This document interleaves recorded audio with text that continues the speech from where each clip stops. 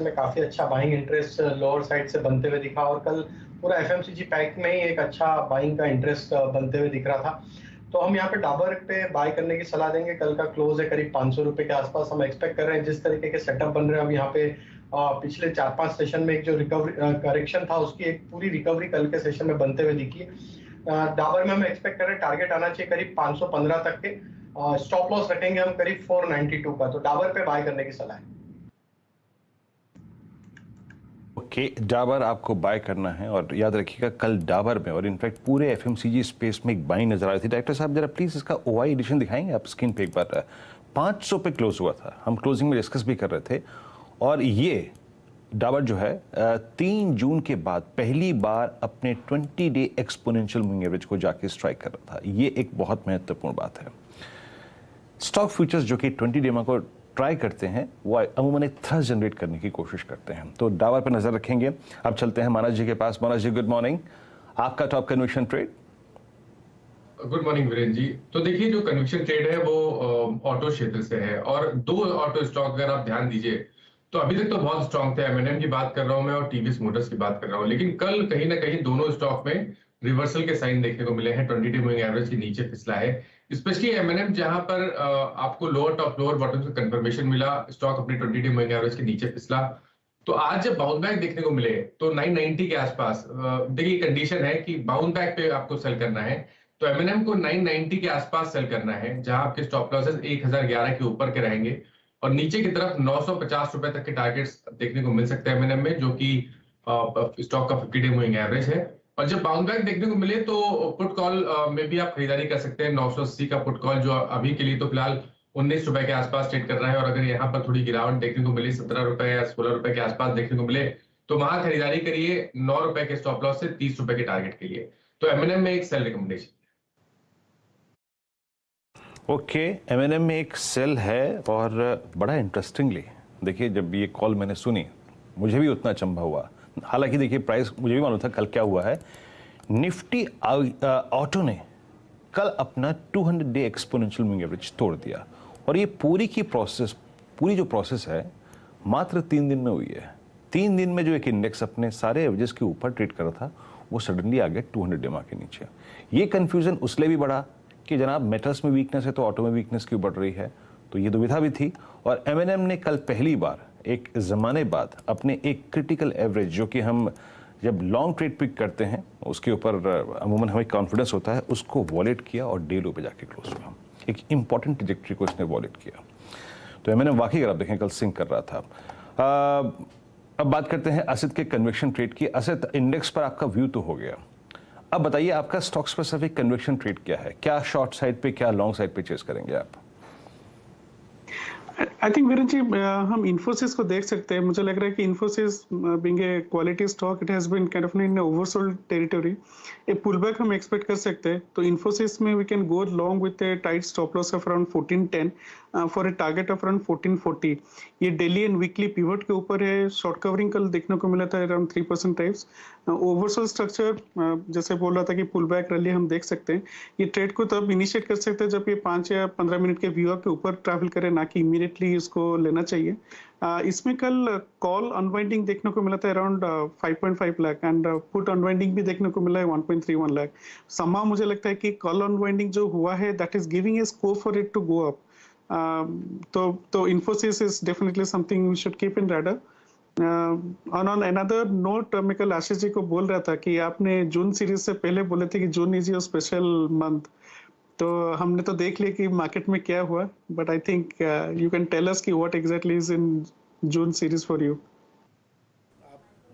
बता वीरू, जवाब दो। हम सबके लिए तो बड़ी पेनफुल रही। अच्छा क्या लगा था जून में आपको? मैंने कहा था, हाँ कहा था, मई सीरीज के एंड में कहा था, पहले दिन ही कहा था सीरीज तो, कि जून मेरे लिए बहुत अच्छा रहता है। मैं आपको बाद में बताऊंगा ये भी कहा तो था। मेरे लिए अच्छा है ना। मैं नहीं मुझे तो बायो टिप्स का मौका मिल रहा है। मेरा फंड मैनेजर बाय कर रहा होगा। ना घर पे अकेले हैं, मुझे बताया जा रहा है। प्रोड्यूसर साहब बता रहे घर पे अकेले हैं क्या? इसलिए तो नहीं पहले तो बोल रहे थे आप। हाँ मैं 2 जून से घर पे अकेला हूँ। तो ऐसा कुछ नहीं है, फिर ये वीरू सेंट्रिक ही है जून का महीना जो अच्छा है। कविता जी, आज का आपका प्रिफर्ड कॉल, आपका top call ma'am. Yes. So, good morning, Ashish ji, Neeraj ji, Viren ji. Good morning, everyone. I believe now I'm audible. So, top conviction trade is all about कल हम एक since crude pull off हुआ है, Asian paints में एक rally देखें. सो oversold territory के बाद कल अगर स्टॉक देखें तो अपने प्रीवियस हॉरिजॉन्टल सपोर्ट से एक किकअप ओपन दिया, जहां एक फॉर्मेशन हम देखते हैं, that is one white soldier after downside rally हम देखें. ओवरसोल्ड टेरिटरी से भी एक बाउंस हम देख रहे हैं. तो I am just taking it as pull back के लिए. आज एक फर्स्ट हाफ में मुझे लगता है फर्दर तेजी एक्सटेंड होते हुए दिख सकती है इस काउंटर पे. सो अगर कल की हाइस के ऊपर इज लाइक 2680 के ऊपर वंस निकलता है तो मुझे लगता है 2735 2773 के लेवल्स की तरफ एशियन पेंट्स मूव होता हुआ दिख सकता है, जहां मुझे लगता है 2639 दैट इज 2639 का एक स्टॉप लॉस मेंटेन करना चाहिए and one can take the trade. One profit booking भी डेफिनेटली देखें, क्योंकि सेकेंड हाफ में अगर मार्केट नहीं संभलता है तो माइट प्रॉफिट बुकिंग भी आएगी. सो एज इन लाइक आपको प्रॉफिट होता है तो मुझे लगता है बुक करना चाहिए for the first target of 2735 and the second target of 2773. Asian paints, कल वो क्रूड का प्ले इंटरेस्टिंग था. डायरेक्ट इंपैक्ट वाले स्टॉक्स पिट रहे थे, जो इंपैक्ट वाले मतलब वो अपस्ट्रीम कंपनीज बहुत पिटी. बाकी कल पेंट्स में एक अच्छा across the board paint stocks बेहतर करते. इवन पिडलाइट जैसे स्टॉक जो क्रूड के डेरिवेटिव इस्तेमाल करते हैं उनमें बड़ा अच्छा मूव था. आज भी शायद फर्दर अप मूव्स देखने को मिले, पर ध्यान रखिएगा क्रूड थोड़ा सा वापस इंच अप कर गया $3 के आसपास. लेकिन कविता जी कह रही हैं 2735 तक के टारगेट्स के लिए यहां पे अप्रोच कर सकते हैं. जियोजीत फाइनेंशियल सर्विसेज से गौरांग शाह आपको आपकी स्क्रीन पे नजर आएंगे. गौरांग सर, कोटिशह प्रणाम. आपका आज का प्रिफर्ड कॉल कौन सा है? आपको भी सादर प्रणाम आशीष, और सभी महानुभावों को शुभ प्रभात हमारे तरफ से. गौरांग सर, आज किस शेयर पे मार्गदर्शन देंगे आप? तो खपत मेरे ख्याल से एक बहुत बड़ी मुहिम है हमारे देश में, और भारत हिंदुस्तान जो हमारा देश है आशीष, हाँ. वो खपत से चलने वाला देश है. और अच्छी वर्षा के कारण मेघराज का जो आशीर्वाद हमारे देश पर बरसेगा और बरस रहा है, उसको देखते हुए जो मांग मध्यम ग्रामीण और ग्रामीण भागों से कम पड़ी थी, तो मुझे लग रहा है कि, और कल भी हमने देखा था एफएमसीजी क्षेत्र मेरे ख्याल से काफी चल रहा था. तो इसी क्षेत्र से एक कंपनी है जिसका कई समय से हम खरीदारी की राय दे रहे हैं, टाटा कंज्यूमर प्रोडक्ट्स.